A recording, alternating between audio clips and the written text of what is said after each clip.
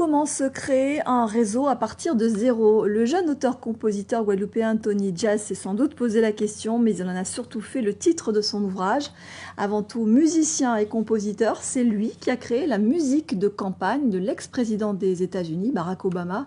Il était en Guadeloupe pendant le confinement, une occasion de faire sa connaissance. C'est un artiste talentueux, comme nous le dit Paul-Henri Scoll et Thierry Gagnadine.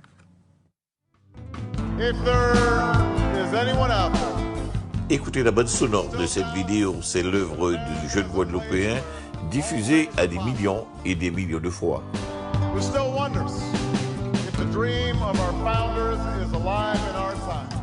Il s'appelle Tony Jazz, il est d'origine des Iradiennes. Son nom ne vous parle pas en Guadeloupe, mais c'est une personnalité internationalement connue. Grandi dans le 93 en région parisienne, Tony Jazz est d'abord musicien avec un CV qui donne le vertige. C'est le compositeur de la musique de campagne de l'ancien président américain Barack Obama.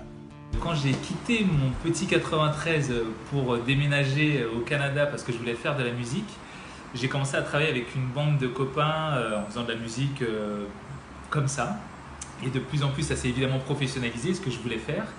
Et de fil en aiguille, je suis allé aux États-Unis et de fil en aiguille, j'ai rencontré d'autres personnes qui m'ont dit il y a un candidat qui veut se présenter et qui cherche tous ceux qui seraient de bonne volonté pour travailler avec lui. On cherche quelqu'un pour faire de la musique, on sait que t'en fais, est-ce que ça te dirait de faire ça? Bah ouais. Et donc c'est tout simplement comme ça que ça s'est fait, sur une rencontre au hasard. Tony Jazz est en fait multicarte. Et pour résumer ses nombreuses compétences et réussites, nous lui avons demandé comment il résumait toutes ses activités.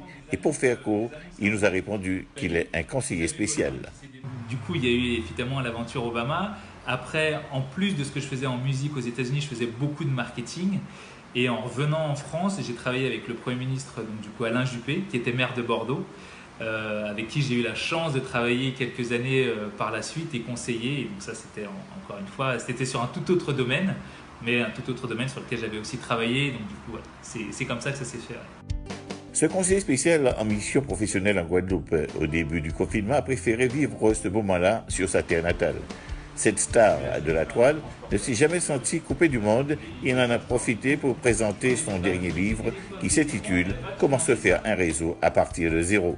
Je suis un grand timide et j'ai dû développer des stratégies pour réussir à parler, on va dire, librement sans que ma timidité soit un véritable frein.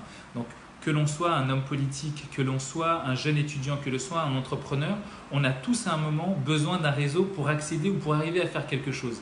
Et l'idée, c'était de donner un manuel, une sorte de guide qui développe plusieurs situations et de se dire voilà, il n'y a plus qu'à regarder à l'intérieur selon la situation. Et selon le type de situation, je sais que je peux arriver à tirer en tout cas cette situation à profit pour qu'elle soit le plus bénéfique possible. Je suis de plus en plus sollicité par ma diaspora, mais j'ai tellement envie d'aider mon île et les gens de mon île que j'aimerais qu'il y en ait plus. J'aimerais en aider plus en fait. C'est ça le truc, j'aimerais en aider plus. Mais nul n'est prophète dans son pays. Tony Jazz est un bel exemple de réussite pour la jeunesse. Il a le sens du partage et ne demande qu'à transmettre.